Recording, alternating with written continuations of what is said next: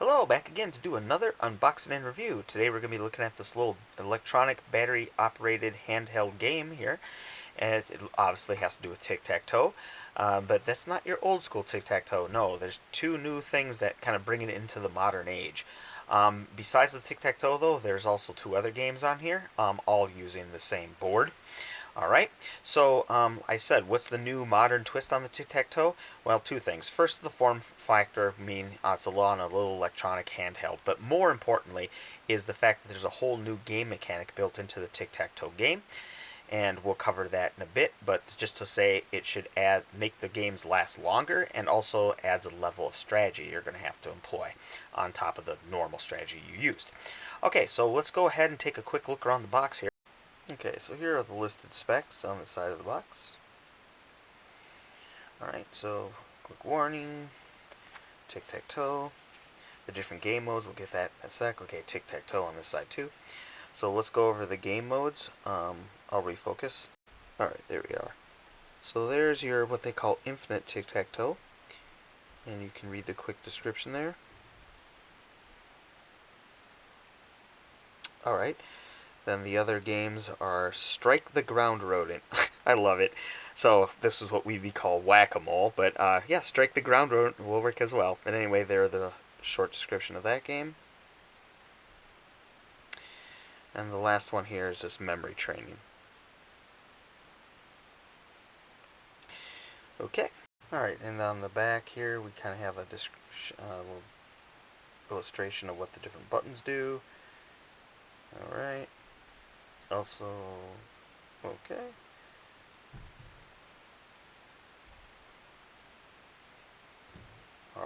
Alright, so as far as availability goes, I did have this imported.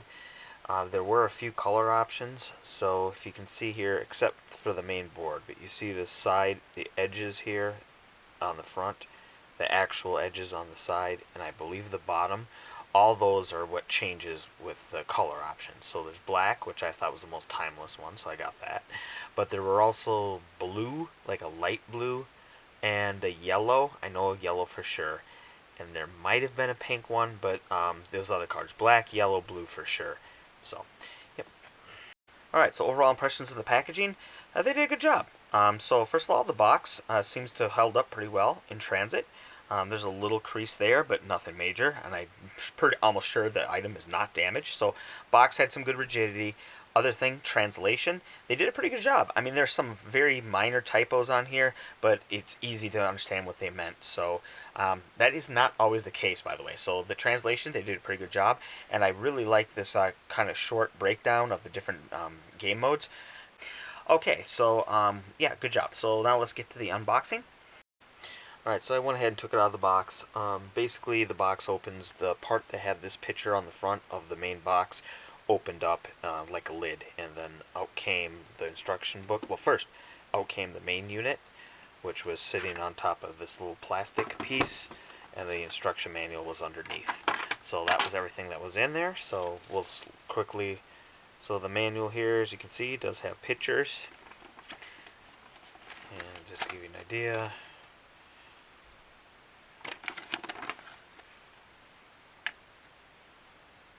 Okay, then here's the main unit.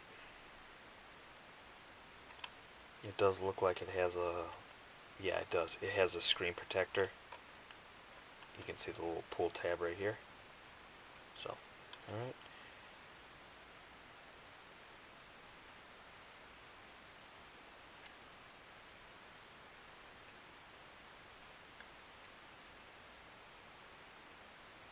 There's the corner where you can attach your lanyard. I didn't see a lanyard in the box, but it should be easy to find. You can always come up with something. Like a camera strap would probably work too for that. Anyway. Looks like we have a speaker here on the bottom. These little nubs here, these serve as feet, and they are a silicone. Battery compartment. It kind of, yeah, okay.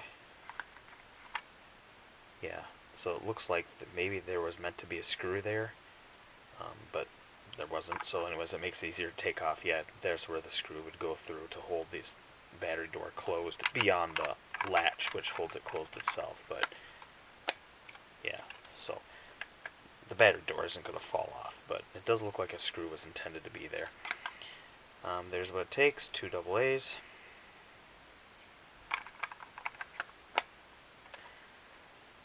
Okay. And as you can imagine, the screen does not push in, so it's, I'm assuming that it must be capacitive. We'll find out in a bit, right? Okay, and, oh, if you look here, it comes to you on the back even easier. You can see how there's definitely one corner has this protrusion that comes out, and I guess this is a button. Okay. Alright, so I'll check out the instructions and be back in a second. Alright, so I went ahead and grabbed a weight on this. So without batteries, so just the unit itself, it comes up to be 101 grams or 3.6 ounces. And just for a size comparison, I got a regular Sharpie marker here.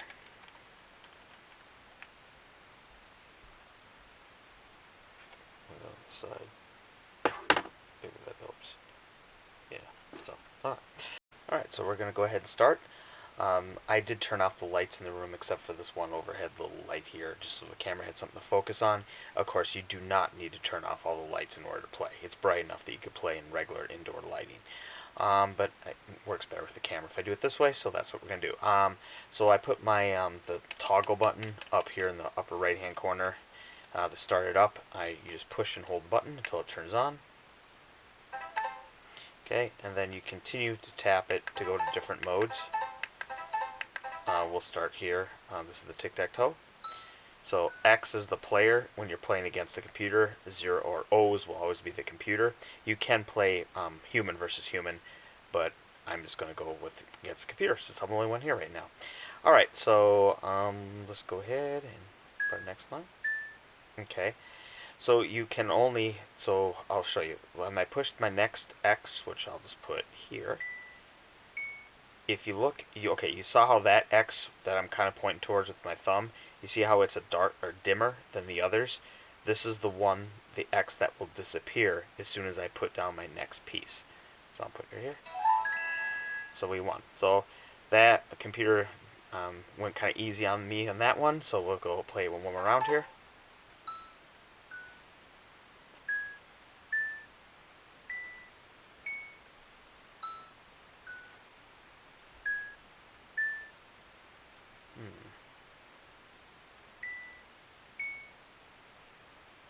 Now, it would look like I'd win as soon as I put it right here, right?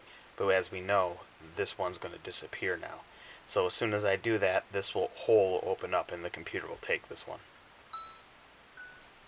Oh, but here, remember, the computer lost this one. So, I thought I was going to lose there. Let's see, so now, if I put it here, let me see something. If I put it here, since this one will disappear, I'm not going to win. So I will go here, not only to complete the more brightly X's to hence make me win, but it'll also block him from winning on his next turn. There you go. So you can see you got to kind of keep track of what ones are about to disappear. Alright, so I turned the unit off again. I'm going to restart it just to show you how to go to the different modes upon startup. So hold down the button, turns on, hit the button one more time. That would take us into multiplayer mode, but I'm not going to do that. Click it again, and this is going to be, I'm pretty sure this is the whack-a-mole one? Yeah, I think it's the whack-a-mole one. Okay, no, this is the memory one, so you follow the pattern that comes up.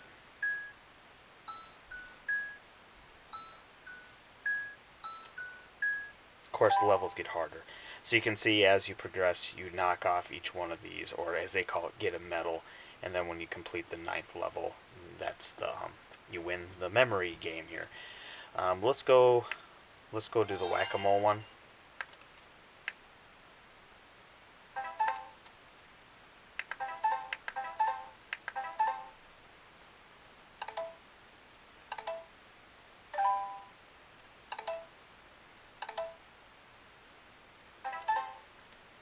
So in that one you saw that it made the doo-doo-doo. That means if you miss it. So if you don't click it fast enough, you get the doo-doo-doo. If you hit it right in the right time, you get the little one ding. So now let's go ahead and try to get him.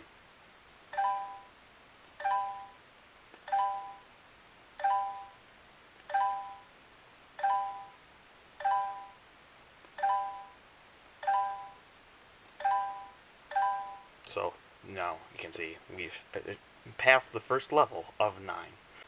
Alright, so I just wanted to show you a couple more things. First of all, there are little LEDs down here that let you know what game mode you're currently in. And also I was going to demonstrate the 2-player mode just to show you that it is possible. Okay, so turn it on, hold down the trigger button. Okay, first mode here, it always defaults to this one when you first turn it on. This is your single player tic-tac-toe. That's 2-player tic-tac-toe, memory game, whack-a-mole. Alright, so we want to go 2-player tic-tac-toe. Here we are. So, and then when you get to the game mode you want, you just push any one of the spots. Push the middle. Okay, so since this is 2-player tic-tac-toe, it's waiting for player 2 to put down their piece. Yeah, so you get it. Okay, and then turn it off. There you are. Alright, so in conclusion, would I recommend this? And I'm going to say yes. So I know we're in an age where everyone's carrying around a smartphone, then those can play basically near console level video games, and also we can carry consoles now with some of the newer consoles coming out that are mobile. So with all that being said, this might seem like it came, a few decades too late, but in a way, that's actually the good element of this. It keeps you off of the smartphone, the tablet, or the console.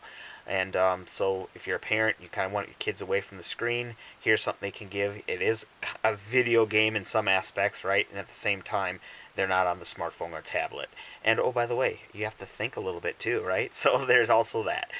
So yeah, and also looking at the other benefits, takes AA batteries. You can get those near anywhere, and also the durability. Although I basically just use this up to this point for the review, but so far from what I experienced, it seems pretty durable for what it is. So maybe even the young ones, if they don't try to destroy it, it might actually survive, right? All right.